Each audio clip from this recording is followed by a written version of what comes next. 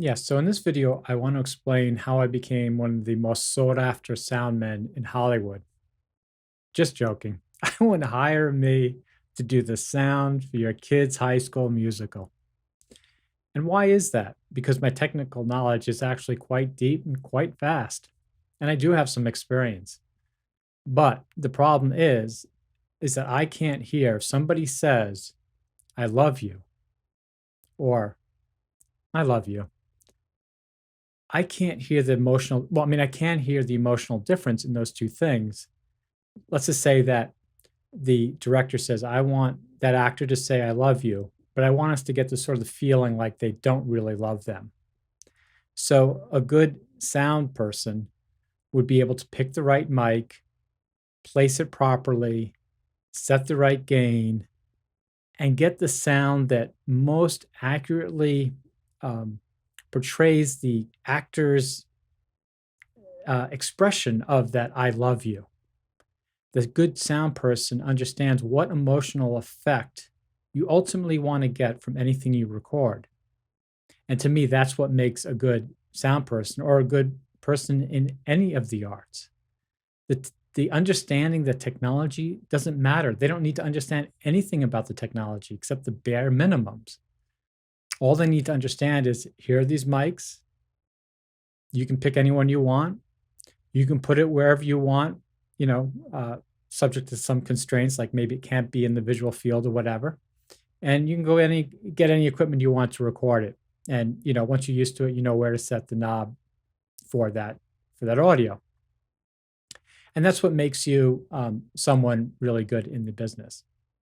Just those three things, like picking the mic, placing it, and setting the gain. So for right here, I have this Electro Voice RE20. It's about a foot from my mouth. I have the Mo2 set. It's basically going up to around, looks like 220 dB. But I feel if you had a really good sound person here, they would take this mic and they would put it, maybe they put it like 2 inches closer and they turn the gain down.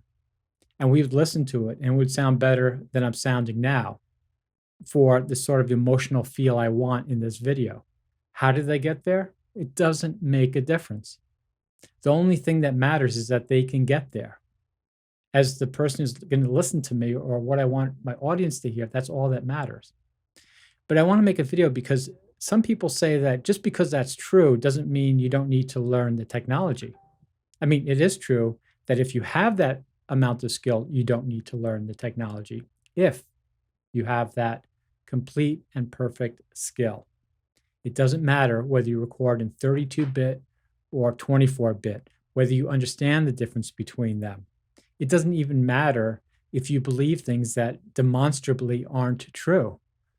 Like 32-bit is better than 24-bit. But that doesn't mean that if you're not at that level of ability in something, that the technology doesn't make a difference if you want to improve your skills. So if somebody says to me, "Oh, I already know how I get exactly the effects I want, so I don't know whether 32-bit, is better than 24-bit, but I feel it is, so I'm gonna keep using it." I can't argue with you. I wouldn't even try to argue with you. But let's just say that you're not at that level and you record something and then it's not quite good. All right. So you record something and it sounds a little bit distorted and it's not that good. And you go to that person, the expert, the person that does it perfectly, and you say, "Hey, I so love you. Like, I just recorded this. What's wrong?"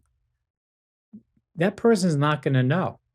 Not necessarily. They might, but how are they going to explain it to you?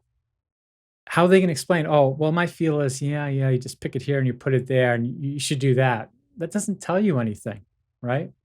So, it is important sometimes that there's a technical reason, because a technical reason we can communicate between ourselves. We can explain why something works in a certain way, and then we can use that knowledge to affect our behavior.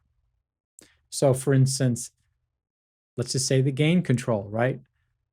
Now, if just anybody went to record your kid's high school musical and they didn't know anything and they put the gain all the way high on everything, right, it would probably be distorted. Now I know it would be distorted because I understand the technology. And just understanding the technology would tell me that if I'm pushing an amp to its maximum, it's going to add noise, right? I mean, it's just going to add too much and it's going to potentially distort the microphone, et cetera, et cetera. Same thing, I know that if it's set too low, it won't pick up enough of the voice, of the sound to get good fidelity in that. So just that technical knowledge would tell me just put everything in the center. I'm already one step ahead. So if I'm teaching somebody this, I can explain that. I can say, hey, listen, this equipment's sort of like a tennis racket. There's a sweet spot. You sort of want to get in the sweet spot and don't go to the extremes because it's really hard to get something good when you go to the extremes. So that's a place where, where I think the technology is important. And I think what all sound people need to worry about, and all artists need to worry about, is manufacturers want to sell equipment. They want to sell the idea that you can do something better with their new device. And I think that that's important and that's good, and I fall for it too.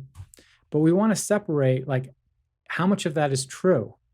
And when the manufacturers say, "Oh, with my device, you're not going to get clipping from your microphone," is that true or is that not true?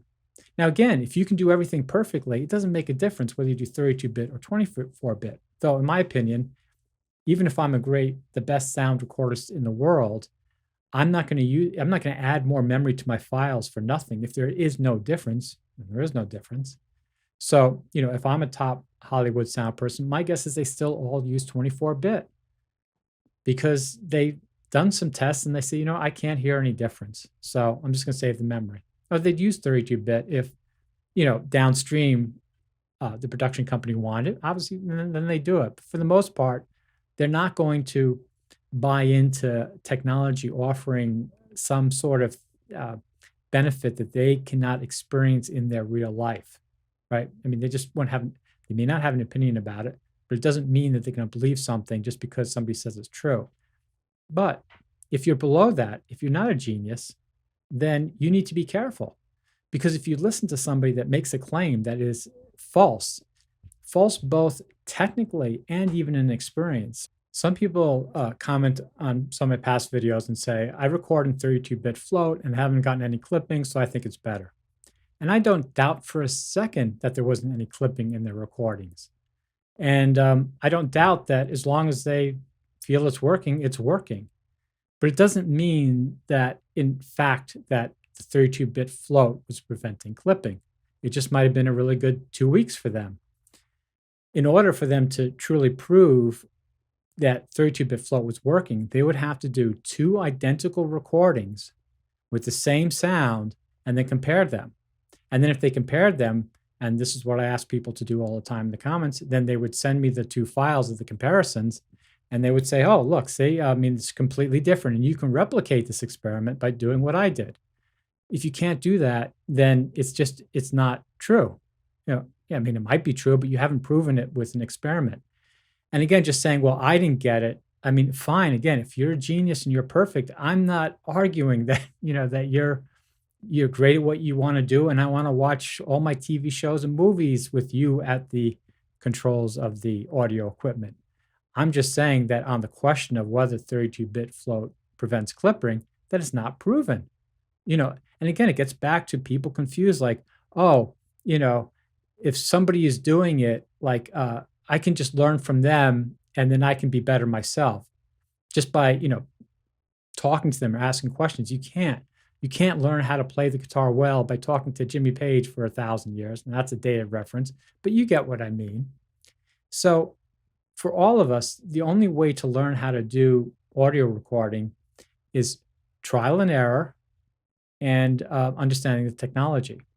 And of course, there's that third component. Just some of us are born with an ability to get different emotional feels to things, which is ultimately what it's about. And I don't have that. So really, I don't think it makes a difference how much experience I have or how much technology I learn. I would never be a top tier sound person because I just don't have that ability to create that effect that I want. I know it when I hear it. If I'm watching or listening to something, I know when I hear good audio, but I can't create it because I just don't have that artistic way of looking at things. for whatever reason. But I just want to belabor the point that those that make the argument like, "Hey, I just do what works. I don't really care about the technology." That's only an argument if you are perfect and you are a genius or you're completely happy with what you do. If you don't, then the question is, how do you get better? You can't get better by just talking to other people that are really good at it and then just saying, "Oh, well, this is how I sort of feel to do it." Really, the only way that you can get there is through understanding the technology. Because if you understand the technology, it doesn't tell you where to set the dial, but it tells you where not to set the dial. And so much in creativity is not about doing something, it's about not doing something. When I write on Medium, I'm not looking to explain something in a better way. I'm looking to take something out that's just distracting the reader. And I think it's the same thing in sound. We're not looking to get normally to get better sound. We're just looking to remove the stuff that distracts the listener from what we want to listen to. And understanding the technology does that. So if you understand there's no difference between 32-bit and 24-bit, let's just say, and you understand that because of that, it's so crucial that you set your analog gain properly, right? Then you focus on it. You're not burning up any brain cells thinking, oh, well, the 32-bit will save me, or maybe this or that. You're like, no, no, the only way for me to get the maximum amount of quality I want is through these three things. Again, pick the microphone, place it, analog gain. The digital part, all this stuff is generic, is commoditized at this point. I mean, it's way overkill. I mean, I don't believe these ADCs can resolve anything beyond 12-bit. Think of it, 12-bit, not even 16-bit, 24-bit, 32. You're talking crazy, crazy land here. It's just there's no difference. It's all in your head. It's just what's the word for it? It's just icing, not icing, whatever. Anyway, you get my idea. So I just wanted to do this video for you to understand, in any of my videos, that I'm not saying technology makes you a good sound person. I'm not saying that at all. It doesn't. I just explained to you why I think good sound people are good sound people. But the technology helps you become a better sound person because it tells you things that do not work. And if you don't do things that do not work, you get more time to focus on the things that do. Thanks for watching.